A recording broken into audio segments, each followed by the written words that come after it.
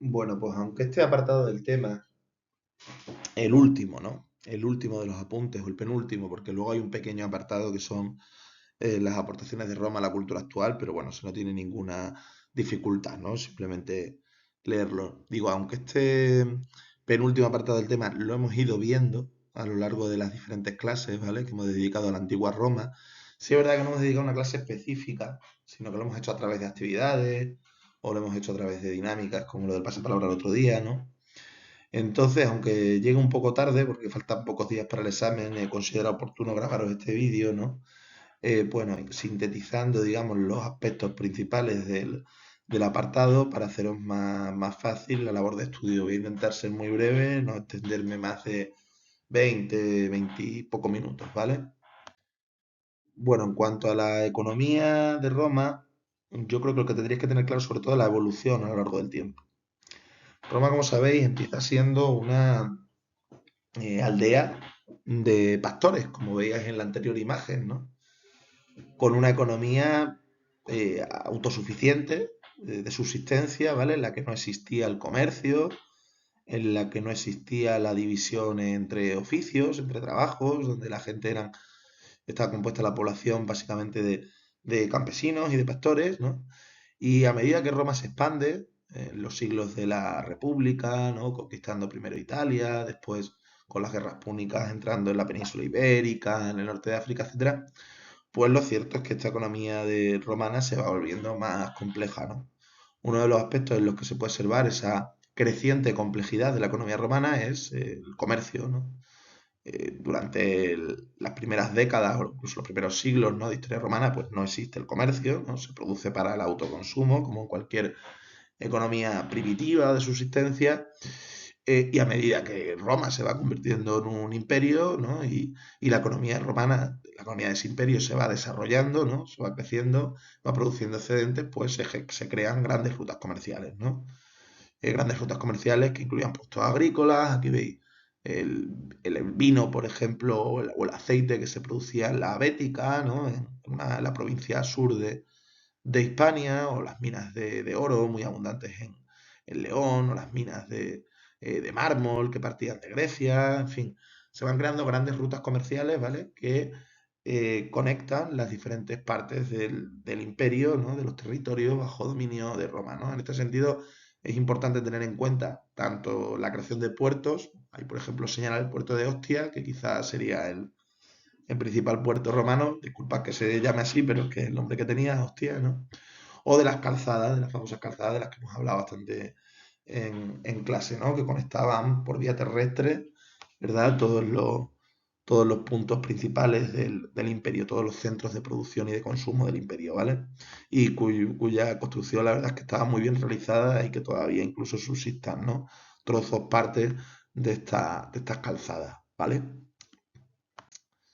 Bueno, en el caso de la agricultura, este desarrollo económico se va a expresar primero en una especialización, ¿no? En una serie de cultivos que todavía hoy conocemos como la trilogía mediterránea, porque están muy asociados a los climas mediterráneos, ¿no? Que se extienden alrededor de este mar, que sería conquistado por los romanos, quiero decir, en el que los romanos se convertirían en la potencia dominante, ¿no? Sobre todo después de la derrota de Cartago, ¿no? Que considerarían como su mar nuestro, el Mare Nostrum, ¿no?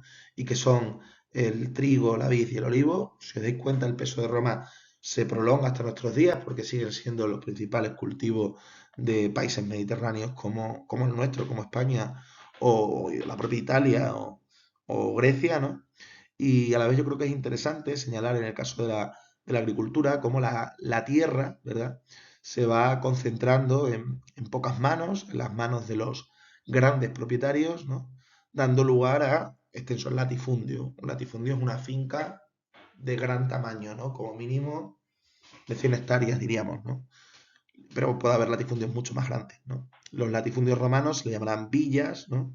Están organizadas en torno a una gran vivienda, propiedad del señor, propiedad del terrateniente, están trabajadas por mano de obra esclava y suelen reunir distintos usos, tanto ganadero como agrícola, incluso artesanal, ¿no?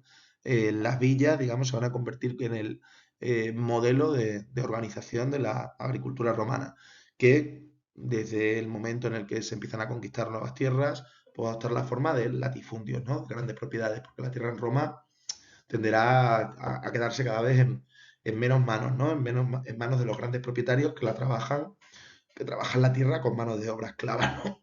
Frente a un modelo inicial en Roma, en el que la tierra estaba mucho más repartida, en la que había bastantes campesinos con pequeñas propiedades, a lo que vamos a ir pasando con el paso del tiempo son a grandes villas, a grandes latifundios, manos de un puñado de grandes propietarios, de un puñado de ricachones, ¿no? Que se van a llamar villas, ¿no? Y los principales productos de la agricultura romana, pues como digo ahí, serán el trigo, la vid y el olivo, ¿no? Cereal, la vid y el olivo, cultivos mediterráneos. ¿Vale? Este aumento de la complejidad de la vida económica romana también se ve en la importancia que adquirirá la minería, ¿m? Tanto para la construcción, minería de granito, minería de mármol, como para la moneda, ¿no? En el caso de las minas de oro y plata, que pongo un ejemplo que tiene que ver con España, las minas de las médulas, en León, que todavía afectan al paisaje de esta zona, ¿no? Y también incluyo en esta diapositiva un texto en el que se habla de la dureza, ¿no? De la extrema dureza del trabajo en las minas, ¿eh? En las que los esclavos, porque las minas trabajaban principalmente esclavos, aunque hay alguna referencia a trabajadores asalariados, pero vamos, fundamentalmente trabajaban esclavos, pues se veían sometidos a unas condiciones de explotación muy duras. Como digo aquí en el texto, la ventilación era deficiente, el exceso de humedad era muy elevado y bueno, al cabo de pocos años, pues los mineros, los esclavos mineros solían contraer enfermedades o incluso morir, ¿no? Como consecuencia de la dureza del trabajo en las minas, ¿no? Cuestión de la que también hemos hablado en clase. Vale. Otro ejemplo del desarrollo de la economía en Roma, de cómo Roma va pasando de esas formas primitivas, sin comercio, de subsistencia, a una economía pues donde hay cada vez más actividades, donde lo que se produce para venderlo en el mercado y no simplemente para consumirlo, digo. Otro ejemplo de ese desarrollo de la economía lo vamos a tener en el dinero, ¿vale? Aquí veis dos ejemplos de monedas romanas. El ejemplo de los ases, que eran las monedas de cobre, las monedas de menor valor, y el ejemplo de los denarios, ¿no? Que eran las monedas de valor más elevado en Roma.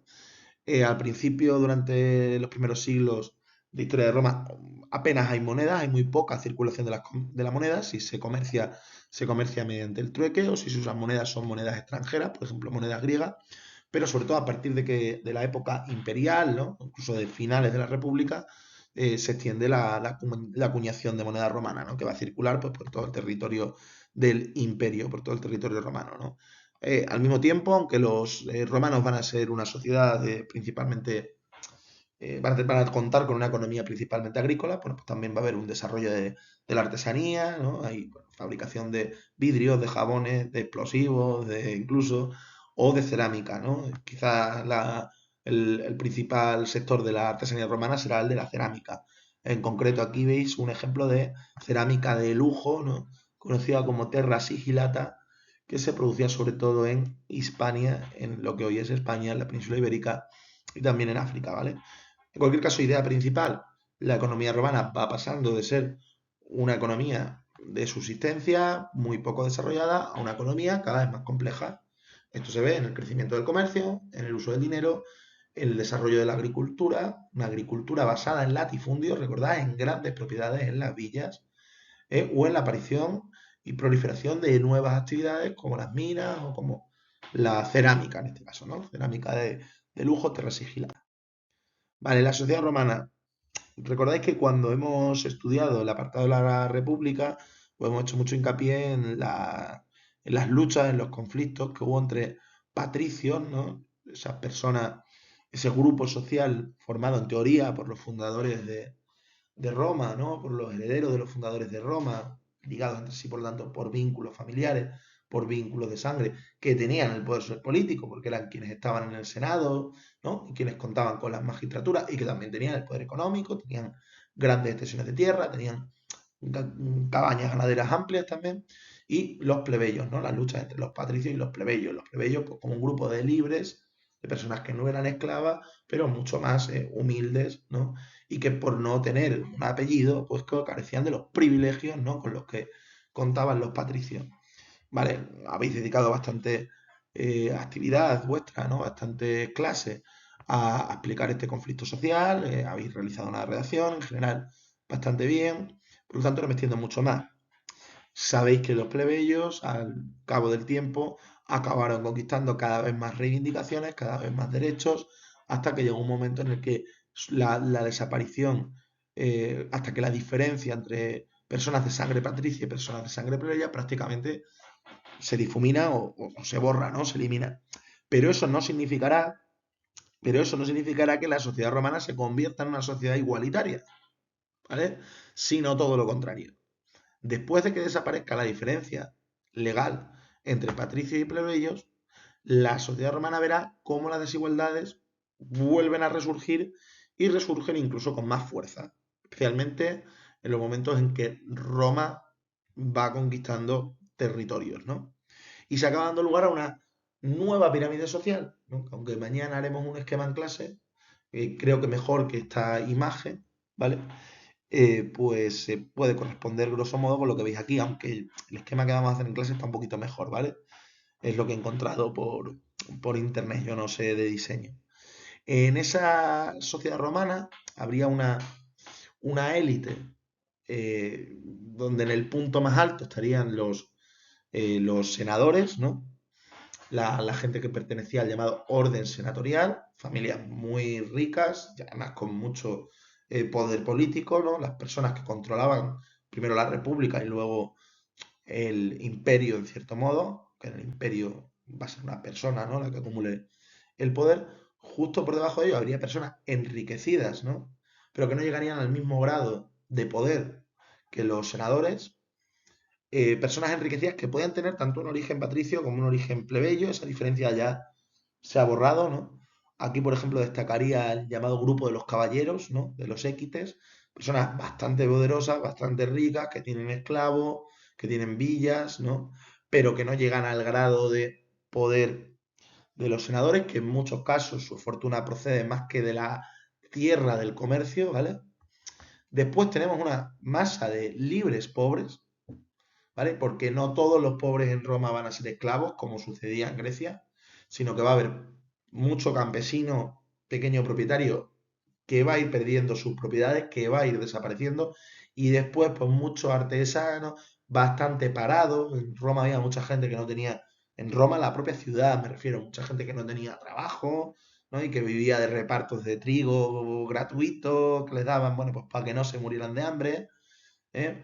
Aquí hablan también de los libertos, que serían antiguos esclavos que han conseguido la libertad, y luego sobre todo los esclavos, ¿no? Los esclavos se van a ir convirtiendo en el grupo social, si no mayoritario, pues casi, ¿no? O sea, a los momentos donde la esclavitud tiene más presencia en Roma, quizás se puede hablar de un 50% de esclavos, ¿no?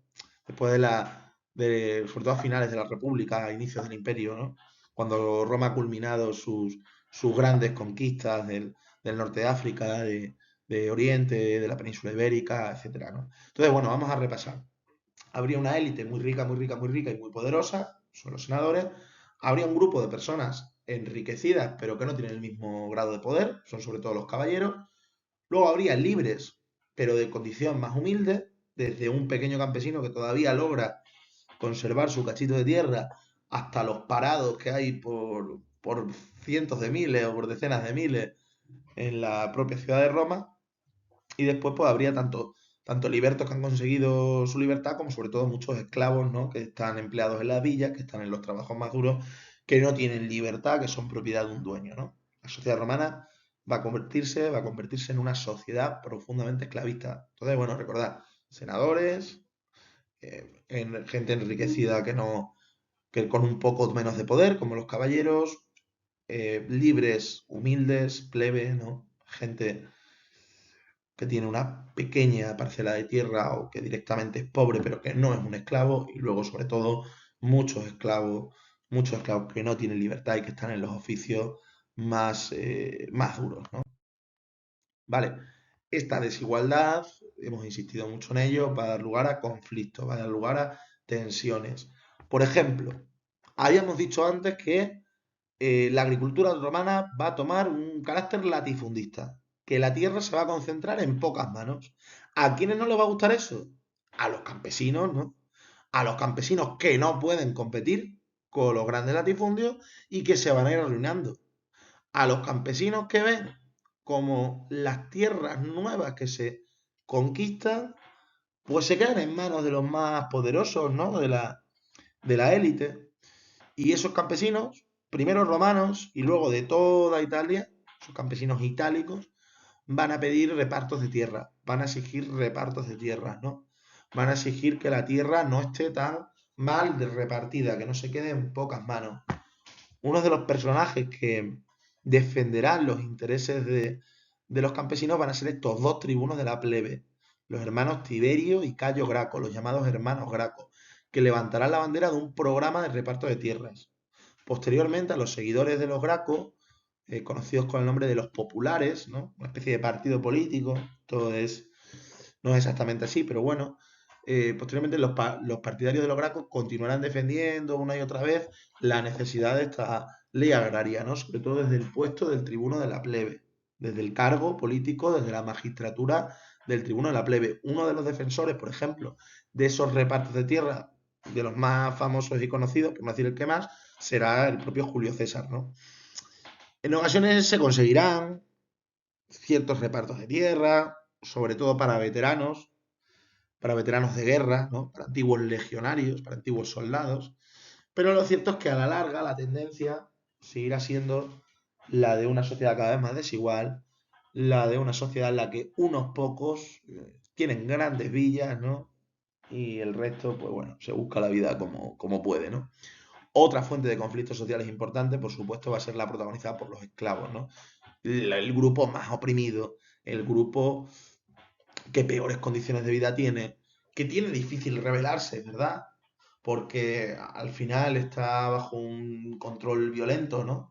Bajo un dominio por la fuerza, pero que en ocasiones pues logra reunir la capacidad como para alzarse, ¿no? El ejemplo más conocido es la rebelión de Espartaco, 73 a.C., pero hay muchos otros, ¿vale? Las guerras serviles en Sicilia, por ejemplo, que también es otro levantamiento de esclavos, o al final del imperio las llamadas bagaudas, ¿vale? Es decir, los esclavos también van a pelear normalmente, vamos por no decir siempre, sin éxito. Bueno, al final del imperio esto se podría discutir, lo de que no tuvieron éxito. Vale, dentro de la sociedad romana, el papel de la mujer, como ya hemos comentado en clase y como podéis imaginar, pues era de una fuerte discriminación con respecto a los hombres, ¿no? En concreto, en la familia romana estaba presente la idea de que era el padre de familia, quien concentraba toda la autoridad, ¿no? La patria potestad, que se dice, tanto sobre la mujer como sobre los hijos, ¿no? La mujer no tenía el mismo rango legal, no tenía los mismos derechos, incluso siendo libre, que los hombres, ¿no? No podía, por ejemplo, administrar bienes económicos, o no podía votar en los comicios, ¿no? O no podía votar a los magistrados. No estaba considerada como una ciudadana de pleno derecho, ¿no? Sin embargo, es cierto que la situación de la mujer, según parece, irá mejorando con el tiempo. Va a haber algunos emperadores que más adelante, que en el siglo II, ¿no? Apruebe medidas favorables a reducir la discriminación de la mujer. Antonino Pío, por ejemplo, uno de ellos, uno de estos emperadores. Y va a haber algunas mujeres también que puntualmente, de manera excepcional, tengan un papel importante en la sociedad romana, ¿no? Por ejemplo, la mujer del primer emperador, de Augusto, Livia, va a ser una mujer que llega a contar con una fuerte influencia política. De hecho, uno de los emperadores, Claudio, descendiente o sea, parte de la familia, de la primera familia imperial romana, llegará a edificarla, ¿no? A convertirla en una diosa, en una divinidad, ¿no? Pero bueno, son ejemplos más bien excepcionales. En líneas generales, el papel de la mujer era el de sometimiento respecto al hombre. Vale, en cuanto a la religión, también lo hemos estado viendo bastante en clase, pero no está de más recordarlo. La religión romana, como todas las religiones antiguas, era una religión politeísta, es decir, creían en varios dioses y cada dios tenía una función asignada. Por ejemplo, Baco pues era el dios de la alegría, del vino, etcétera, ¿no? O Zeus, bueno, Zeus no, Júpiter, perdón, era considerado como el dios, el jefe de los dioses, ¿no? El jefe de los dioses, sí, el dios de dioses, ¿no? O Marte era considerado el dios de la guerra. Hay una cuestión curiosa que es que los romanos van a adquirir muchos rasgos de la cultura griega, ¿no? Porque van a considerar que Grecia es una cultura superior, ¿no? Que en cierto modo lo era, una cultura más civilizada, más refinada que la romana, porque van a tener influencia de las colonias que tenía Grecia en el sur, ¿no? De Italia, la llamada Magna Grecia, y de ahí que muchos de sus dioses se parezcan o se asimilen a los griegos, ¿no? Sin que esto significa que no haya costumbres propias de la religión romana, ¿no? Por ejemplo, una costumbre propia de la religión romana va a ser el culto de las vestales que veis aquí. Mujeres que eran especies de sacerdotisas, perdón, de la diosa Vestal y que tenían que permanecer vírgenes, ¿vale? Como muestra de devoción a esa diosa. Es una suerte de monjas de la época, ¿no? Otro rasgo particular de la religión y en general de las costumbres de los romanos va a ser el culto que van a rendir a los antepasados, ¿no? Aquí veis las llamadas imágenes mayorum. Estos eran retratos que se tenían en las casas, sobre todo en las familias poderosas, para recordar, en cierto modo, para rendir culto a los antepasados, ¿no? Que les precedían. Estos son dos imágenes mayorum, ¿no? Vale, un rasgo importante de Roma va a ser el de sus ciudades, ¿no? Aunque Roma siempre será una sociedad en la que predominarán los campesinos, predominarán, mejor dicho, la población rural, campesina o esclava, ¿no? El 80 o el 90% de los trabajadores trabajaban en el campo y vivían en el campo. Lo cierto es que la ciudad será el centro de poder, ¿no? Y la ciudad mandará sobre las zonas rurales. Y Roma extenderá su influencia y extenderá su cultura, romanizará los territorios que conquista a partir de las ciudades, ¿no? Por eso van a tener tanta importancia en la historia romana. Aquí veis un mapa con todas las fundaciones de los romanos en la península ibérica. No todas son ciudades, ¿vale? No todas se pueden considerar como ciudades. Aquí están campamentos de legionarios en este mapa, pero sí algunas, por ejemplo, Emérita Augusta, ¿no? Actualmente Mérida, quizás la ciudad romana más importante en la península ibérica y capital de la Lusitania. O veis aquí Hispalis, actualmente Sevilla, o Córdoba, actualmente Córdoba, o Tarraco, ¿no? Actualmente Tarragona, ciudades todas estas que he citado de gran importancia, ¿no? En torno a la ciudad romana estaban además los edificios públicos, ¿no? Que caracterizarán tanto a esta civilización, desde el circo para las carreras de caballos, los acueductos para transportar agua, los anfiteatros para los combates de gladiadores, o el foro, ¿no? El foro que era la plaza principal de una ciudad romana, como puede ser aquí el paseo, ¿no? Y que se formaba justo en el cruce entre las dos calles principales de una ciudad romana, que eran el Cardo de norte a sur y el de Cumanos de este a oeste. El de Cumanos de Mérida, sin ir más lejos, lo comentamos el otro día en clase, se corresponde actualmente con la calle Santa Eulalia, ¿no? La principal arteria comercial de Mérida. Vale. Por cierto, las ciudades estaban rodeadas por un recinto que se consideraba sagrado, ¿vale? Bueno, la civilización romana, esto seguro que a todos os suena, le dio una gran importancia al ocio, ¿no? A los espectáculos públicos. Era una manera también de tener contenta a la plebe que se reunía en las ciudades, no digamos ya en la propia Roma, que lleva a ser una ciudad muy grande, ¿no? De cerca de 1 millón de habitantes, junto con los repartos de pan, pues bueno, el tenerlos entretenidos con diferentes tipos de espectáculos, pues era una estrategia de los poderosos en Roma, ¿no? Y bueno, entre las distintas formas de ocio, pues junto a algunas mucho más pacíficas, como esas carreras de caballos o el propio teatro, que también adquirirá mucha importancia en Roma, están los combates de gladiadores, ¿no? De esclavos que se enfrentan en el anfiteatro, en la arena, hasta la muerte, literalmente, ¿no? Un espectáculo bastante salvaje. En ocasiones esos gladiadores no luchaban contra otros gladiadores, sino contra animales. Se llamaban venaciones, ¿no? A este tipo de prácticas. Aquí veis a un gladiador enfrentándose nada más y nada menos que a un león, ¿no? Otros rasgos importantes de la cultura romana que yo creo que tendréis que tener en cuenta son la importancia de sus obras arquitectónicas, ¿no? Los romanos fueron grandes ingenieros. De hecho, todavía se conservan muchas de las obras que realizaron. en el pasado. Ahí están las calzadas, ¿no? Ahí están los acueductos, ahí están los puentes, ¿verdad? Como el puente romano de Alcántara o el puente romano de Mérida, y ahí están también las termas, ¿no? Eran una de las construcciones más representativas de una ciudad romana y que consistían en baños públicos, ¿no? Pero baños públicos, la verdad es que muy bien organizados. Tenían su sala de agua caliente, su sala de agua templada, su sala de agua fría, su bolera, ¿vale? Su espacio para el deporte, su espacio para la charla, ¿no? Ahí eran donde se entretenían en su día a día, en su vida cotidiana los romanos y también, por decirlo, mejoraban su higiene. Y bueno, con esto creo que voy a finalizar, ¿vale? Espero que lo veáis, aunque tengáis pocos días de margen y que os sea útil.